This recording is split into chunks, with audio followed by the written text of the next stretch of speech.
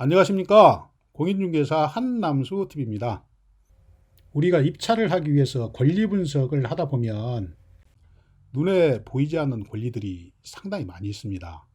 예를 들면 법정지상권이나 분묘기지권, 대항력 있는 임차권, 또 유치권 등은 눈에 보이지 않기 때문에 상당히 두려울 때가 있어요.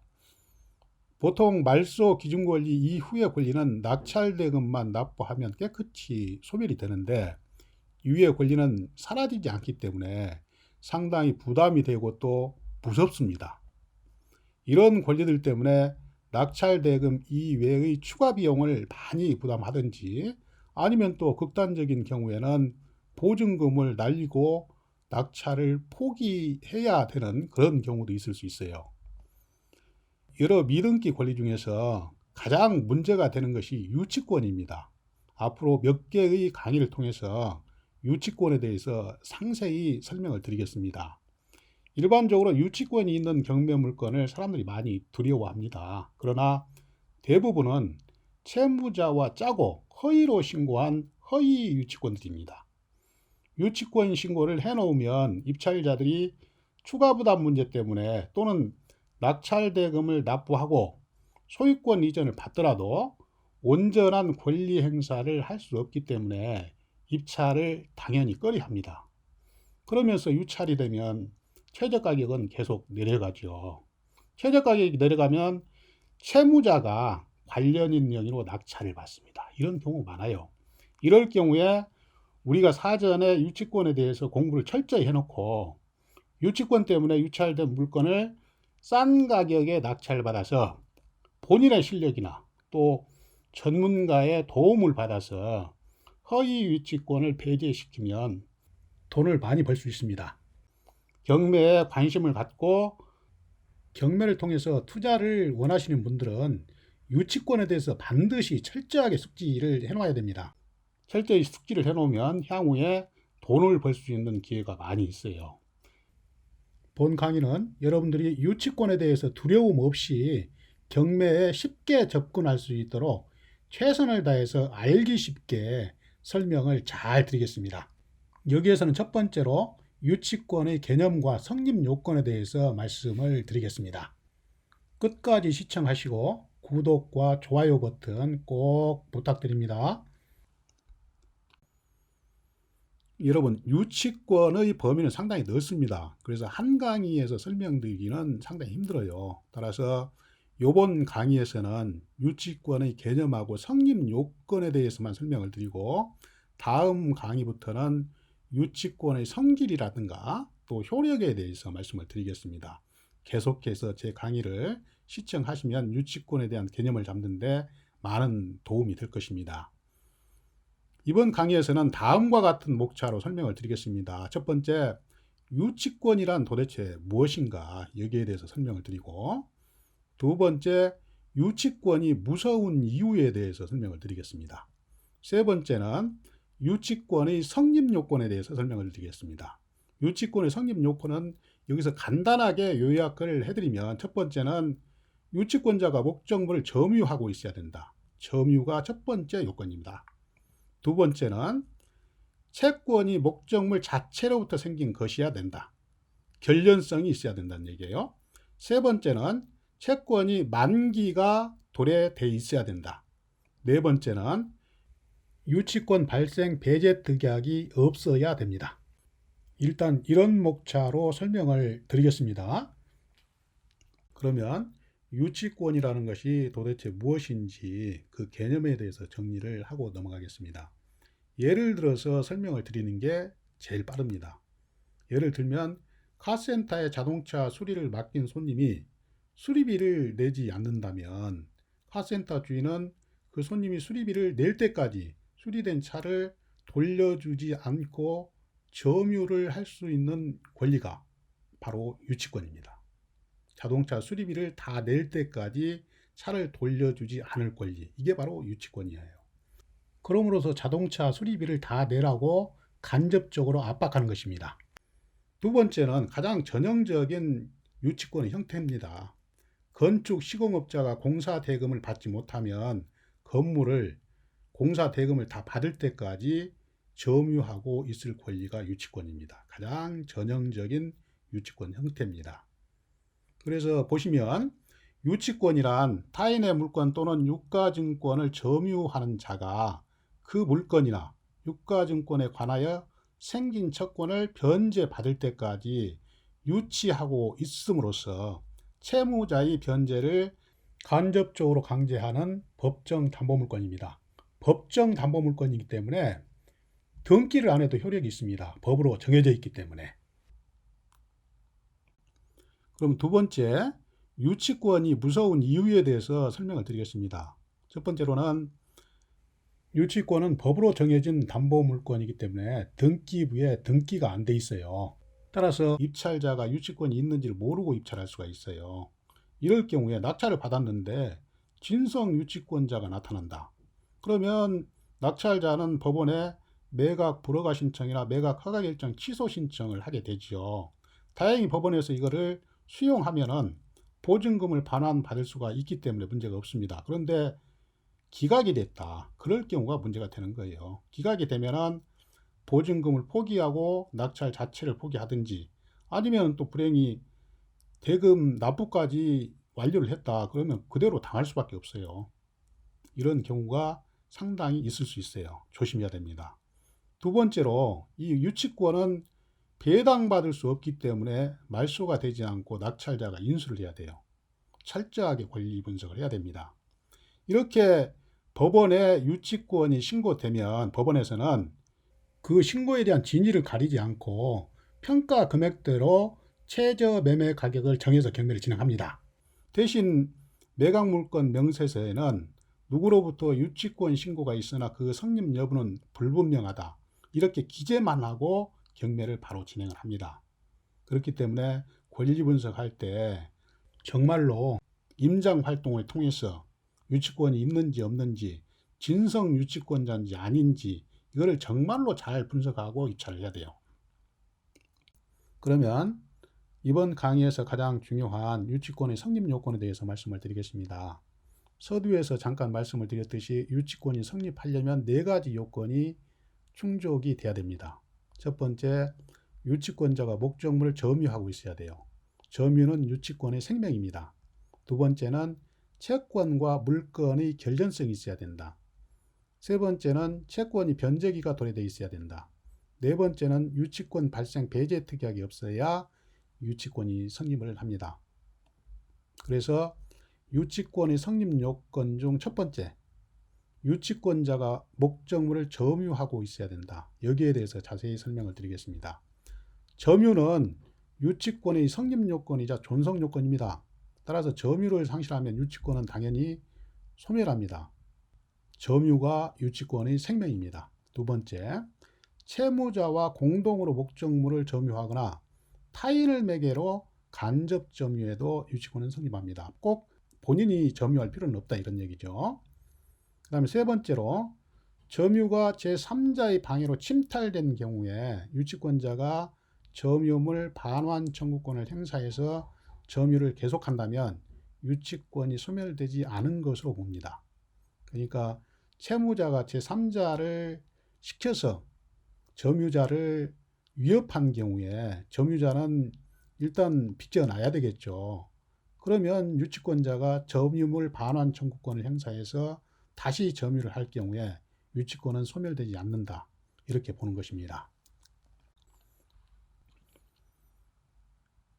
다음은 유치권의 성립 요건 중 가장 중요한 목적물을 점유하고 있어야 된다. 여기서 점유의 의미를 살펴보고 넘어가겠습니다. 점유라는 것은 외부에서 인식할 수 있는 사실적 지배 관계에 있고 타인의 지배를 배제할 수 있는 상태가 지속되어야 한다. 점유는 계속돼야 된다는 얘기죠. 두 번째로는 그렇다고 해서 꼭 물건을 물리적 현실적으로 지배하는 것만을 의미하는 것은 아니고 타인의 지배 가능성 등을 종합적으로 고려해서 한목적적으로 판단한다. 그래서 예를 들면 점유라는 것은 이런 것을 말합니다. 우리가 시내에 돌아다니다 보면 건물 벽에 유치권 행사 중이라고 표시된 현수막이 있죠. 이런 게 바로 유치권을 행사하고 있는 거예요. 현수막이나 공고문, 또 열쇠를 잠그고 열쇠를 소지하는 행위, 이런 게 바로 유치권을 행사하고 있는 것입니다. 그러면 중요한 점유의 형태에 대해서 말씀을 드리겠습니다. 어떤 형태를 띠고 있어야 점유라고 볼 수가 있는지. 일단 말씀드릴 것은 점유는 직접 점유와 간접 점유가 있습니다. 직접 점유는 공사업자 등이 직접 점유하고 있어서 매수 희망자들이 유치권의 성립 여부를 판단하는 데 어려움이 없어요. 그런데 간접 점유나 점유 보조자를 통한 점유는 그 형태가 워낙 다양하고 또 추상적이어서 진정한 유치권자인지 아닌지를 잘 판단하기가 힘듭니다. 또 어디까지 유치권을 인정을 해줘야 되는지 여기에 대해서 논란도 많습니다. 이 점유의 형태는 한 4가지 정도로 요약해서 말씀을 드리겠습니다. 일단 잠금 장치에 대해서 말씀을 드리면 건물 출입구를 잠금 장치로 봉쇄하고 외부에는 현수막이나 프랜카드 또는 안내문 등을 통해서 유치권을 행사 중이다 하는 것을 알리는 그런 형태가 있습니다.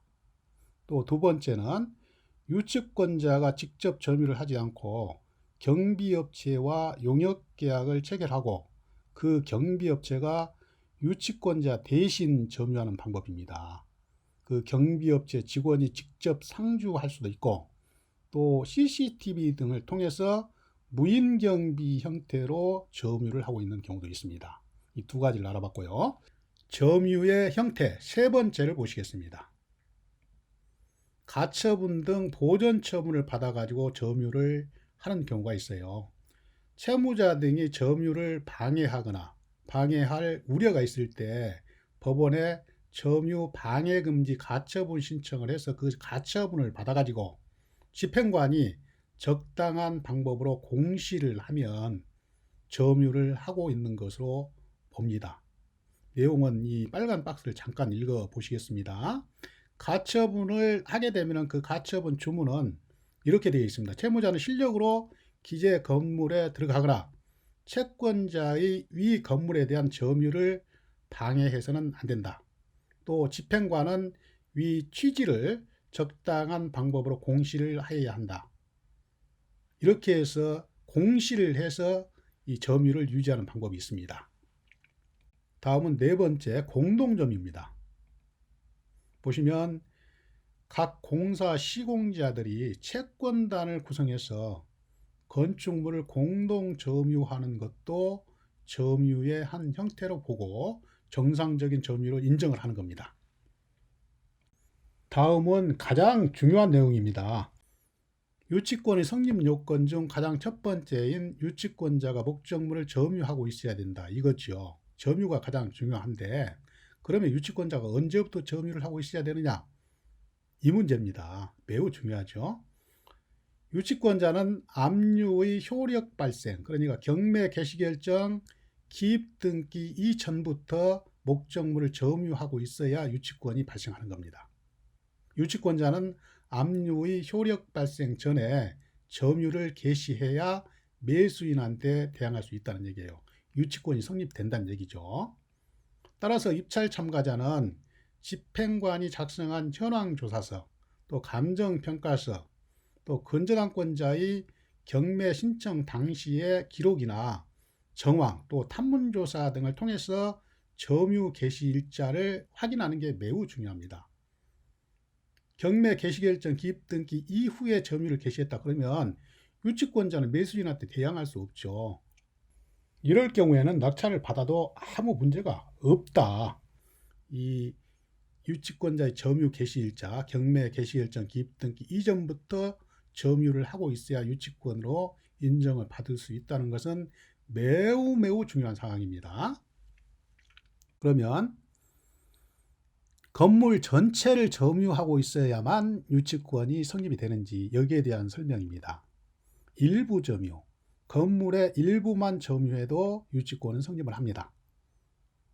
건물 전체를 다 점유할 필요는 없다 이런 얘기예요. 예를 들어서 설명을 드리면 읽어보겠습니다. 다세대 주택 등의 창호 공사를 한 업자가 공사대금 채권을 변제받기 위해서 위 다세대 주택 중 한 세대를 점유하여 유치권을 행사한 경우에 그 유치권은 점유 중인 세대뿐만 아니라 다세대 주택 전체의 미수 공사대금을 피담보 채권으로 한다 이런 얘기예요.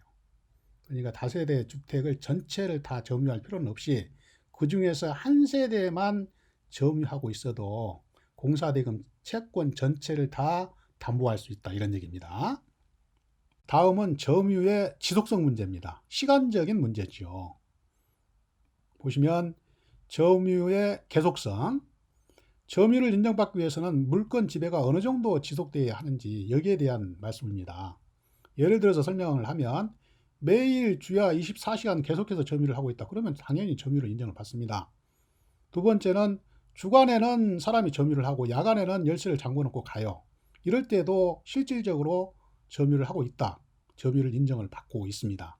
세 번째는 잠금 장치를 해놓고 며칠에 한 번씩 방문하는 경우, 이런 경우에는 케이스 바이 케이스로 점유를 인정 못 받을 수도 있어요. 그다음 네 번째는 잠금 장치를 해놓고 관리를 하지 않는 경우, 이런 경우는 점유 인정을 못 받습니다. 다음은 유치권 성립 요건 두 번째입니다. 채권이 목적물 자체로부터 생긴 것, 다시 말해서 채권과 물건의 결전성에 대해서 말씀을 드리고 있는 것입니다.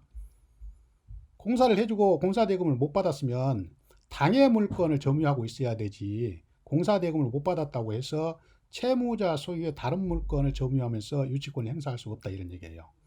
또 한 가지 예를 들면 카센터에서 에쿠스 승용차를 수리해주고 수리대금을 못 받았으면 그 에쿠스 승용차에 대해서 유치권을 행사해야 되지, 그 사람 소유의 다른 승용차를 점유하고 있을 수는 없다 이런 얘기예요. 채권이 목적물 자체로부터 생긴 것이어야 된다. 두 번째로는 건물 신축을 위한 사전공사, 건물 신축 공사를 위한 사전공사는 건물과 결전성이 없다고 보기 때문에 유치권을 인정해주지 않고 있습니다. 예를 들면 토목공사 비용, 임시 주차장 시설 비용, 건물 부지상의 건축물이나 구축물 철거 비용, 또 진입로 개설 비용, 이런 것들은 당해 건물하고 결전성이 없다. 그렇기 때문에 이 채권을 가지고 건물을 부당하게 점유할 수 없습니다. 다음은 유치권의 성립 요건 세 번째입니다. 채권의 변제기가 도래될 것. 유치권은 그 목적물에 관한 채권이 변제기에 있는 경우에 한해서 유치권을 행사할 수 있습니다. 아직 변제기에 이르지 아니한 채권으로는 유치권을 행사할 수 없겠죠. 당연한 얘기죠. 예를 들면 에쿠스를 수리했는데 카센터 주인하고 차주하고 한 달 후에 수리비를 주기로 약정을 했으면 만기가 살아있기 때문에 이 카센터 주인이 에쿠스를 점유하고 돈 달라고 할 수 없다 이런 얘기예요. 이건 상식적인 얘기죠. 또 변제기에 대한 약정이 없으면 점유와 함께 유치권이 성립이 됩니다. 그러면 대망의 마지막입니다. 유치권의 성립 요건 네 번째입니다. 유치권 배제 특약이 없어야 됩니다. 여기에 대해서 설명을 드리겠습니다. 당사자 간에 유치권의 발생을 배제하는 특약이 있으면 그 특약은 그 특약으로서 유효합니다. 그렇기 때문에 유치권 발생 배제 특약이 있다면 유치권을 행사할 수 없다 이런 얘기예요. 이렇게 실무에서 유치권이 부정되는 대부분은 유치권 배제 특약이 있다든가 또 유치권자가 그 점유를 경매 개시결정 이후부터 시작됐다든가 이런 경우가 유치권이 부정되는 대부분의 경우입니다. 꼭 입찰을 하실 분들은 유치권을 따질 때 유치권 배제 특약이 있었는지 또 그 유치권자가 언제부터 점유를 하고 있었는지 이걸 파악하지 않으면 굉장히 위험한 입찰이죠. 위험한 입찰은 어떻게 보면 크게 손실을 볼 수도 있고 또 잘 되면 재수가 좋으면 크게 이익을 볼 수가 있다는 얘기죠. 그렇지만은 그거는 너무나 리스크가 큽니다. 철저하게 파악을 하고 입찰을 해야 됩니다. 여러분, 지금까지 본 강의를 모두 마쳤습니다. 지금까지 시청해 주신 여러분 대단히 감사합니다. 앞으로도 저는 계속 부동산 관련 강의, 그러니까 임대차 보호법, 또 권리분석, 부동산 상식 등의 주제를 가지고 알차게 강의를 준비해서 여러분들을 계속 찾아뵙겠습니다. 항상 건강하시고 다음 강의 때 또 뵙겠습니다. 대단히 감사합니다.